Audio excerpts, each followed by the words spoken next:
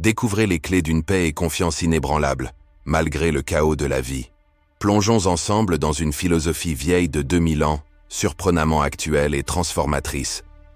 Prêt pour une révolution mentale? Restez à l'écoute. Plongez dans les eaux stoïques, où la sagesse ancestrale stabilise les vagues turbulentes d'aujourd'hui, racontées par un sage à la barbe blanche de l'Antiquité. Le stoïcisme est une philosophie devenue un phénomène occidental massif. Le thème général du stoïcisme est de vous aider à développer la paix intérieure et à avoir confiance en votre capacité à surmonter l'adversité. Mais pourquoi une philosophie créée il y a environ 2000 ans est-elle si incroyablement populaire en ce moment? Probablement parce que ces enseignements anciens sont pratiquement aussi applicables aujourd'hui qu'ils l'étaient à l'époque, et ils sont extrêmement faciles à assimiler, contrairement à de nombreuses autres philosophies. Depuis que j'ai découvert le stoïcisme il y a quelques années et que j'ai lu mon premier livre à ce sujet, qui était Méditation de Marc Aurèle, 3 pratiques en particulier ont eu le plus grand impact sur moi.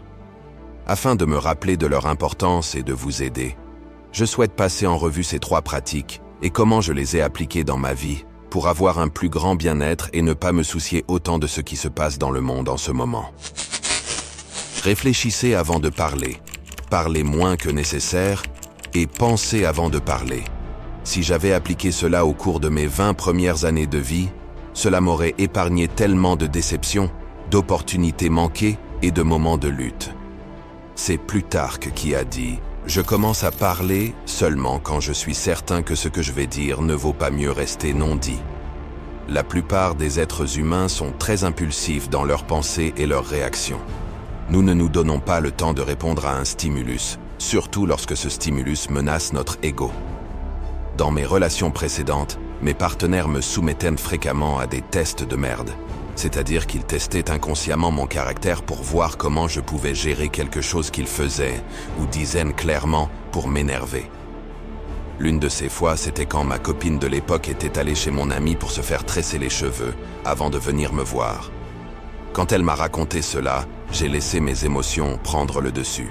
Ma première réaction a été de penser « C'est une menace. Un autre gars va te tresser les cheveux. Tu devrais t'en préoccuper. » Mon cerveau a imaginé tous les pires scénarios et a élaboré de nombreux arguments et raisons pour lesquels je devrais être en colère. Je me suis emporté, j'ai lui envoyé une énergie négative et j'ai dit quelque chose du genre « Pourquoi tu fais ça? Je ne suis pas à l'aise avec ça, tu ne devrais pas faire ça. » Quand elle est arrivée chez moi après être sortie de chez mon ami, la dispute a continué. Il y a un sentiment très précis qui vous envahit quand vous ressentez de la jalousie ou de l'insécurité avec votre partenaire. C'est comme une onde de choc émotionnel qui traverse tout votre corps, et je l'ai exprimé avec mes mots. Le reste de la soirée a été gâché à cause de ma réaction. Un jour ou 2 plus tard, quand je me suis enfin calmé, j'ai réalisé à quel point ma réaction avait été stupide. C'était simplement un test de mon caractère et de ma capacité à rester calme sous pression.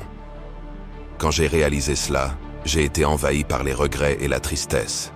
Maintenant, imaginez si j'avais simplement dit ce qui était nécessaire, si j'avais simplement dit « D'accord, c'est bien », ou si je n'avais rien dit du tout. Si j'avais pris un peu de temps pour réfléchir rationnellement à la situation, j'aurais pu m'épargner des jours de regrets. Nous laissons constamment nos émotions prendre le dessus sur nous, et nous réagissons sans réfléchir tout le temps, parce que les êtres humains sont encore très animaliers. Nous avons encore de nombreuses parties de notre cerveau qui sont communes avec d'autres animaux. La prochaine fois que vous ressentirez les mêmes sensations que moi, lorsque mes insécurités sont mises en avant, ou lorsque quelqu'un remettra en question si vous avez raison ou tort, accordez-vous 1 minute ou 10 minutes pour répondre. Assurez-vous que ce que vous êtes sur le point de dire est rationnel et non basé sur des sentiments émotionnels immédiats. Ou peut-être ne répondez pas du tout. Parfois, la meilleure réponse est l'absence de réponse. S'il y a une chose que j'ai apprise en me plongeant dans des périodes dépressives à cause de mes réactions émotionnelles, c'est que le silence est extrêmement puissant. Peu importe qui vous êtes, de temps en temps, vous laisserez vos émotions prendre le dessus sur vous parce que vous êtes un être humain. Vous n'êtes pas censé être parfait comme ça. Et comme moi autrefois, vous vous remplirez de regrets et de tristesse pour ce qui s'est déjà passé.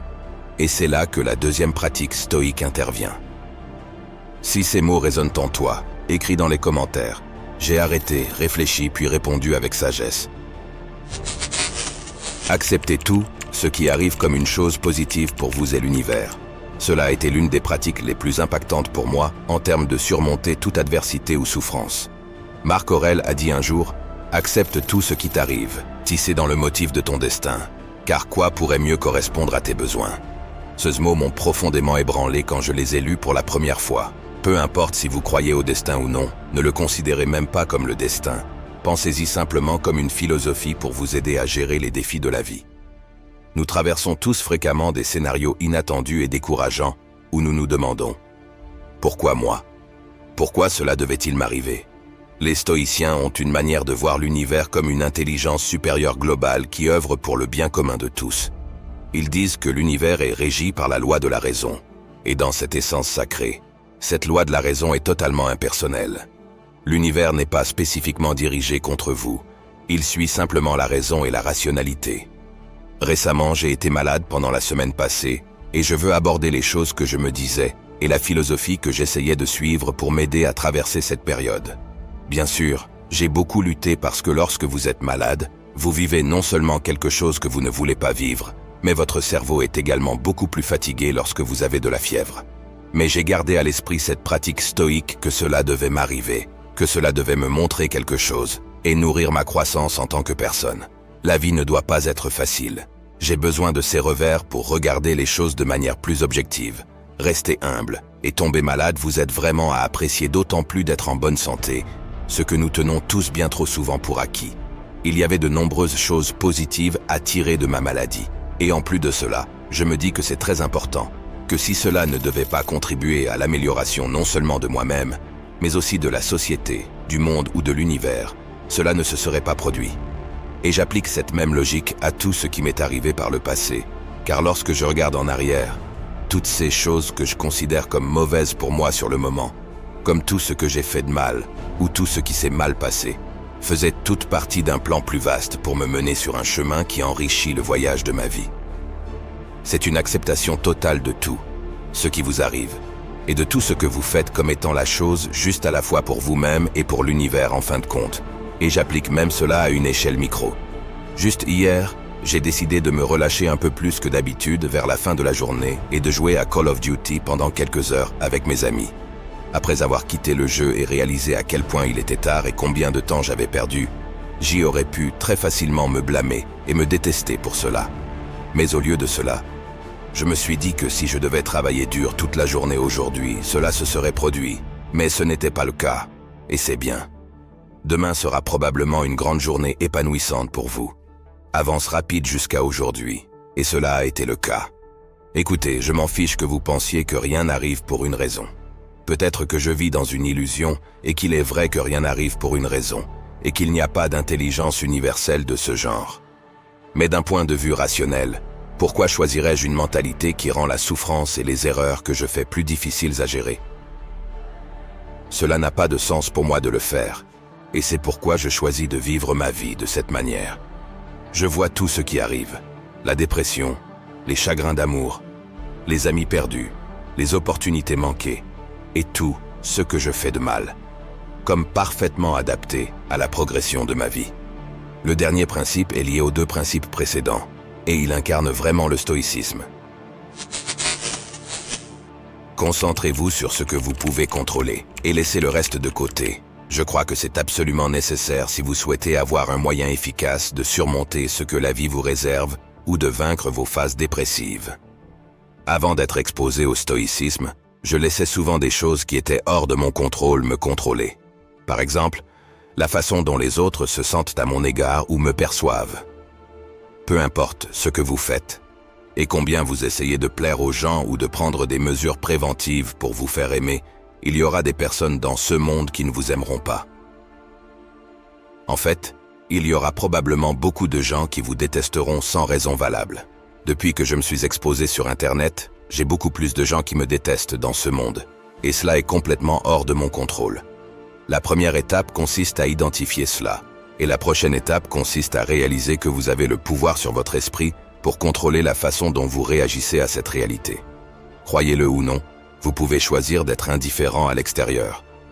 J'aurais vraiment aimé comprendre ce principe lorsque j'ai été renvoyé de mon premier emploi en tant que bussé, ou lorsque j'ai échoué à mon examen de chimie au lycée.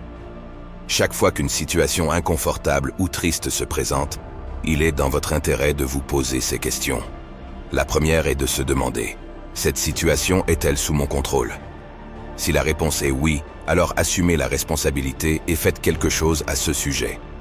Vous n'avez pas eu le contrôle sur le lieu de votre naissance, sur vos gènes ou sur l'apparence de votre famille, mais il est de votre responsabilité d'agir de manière rationnelle à propos de ces choses et de prendre en charge le changement de ces aspects, ce qui est en votre pouvoir.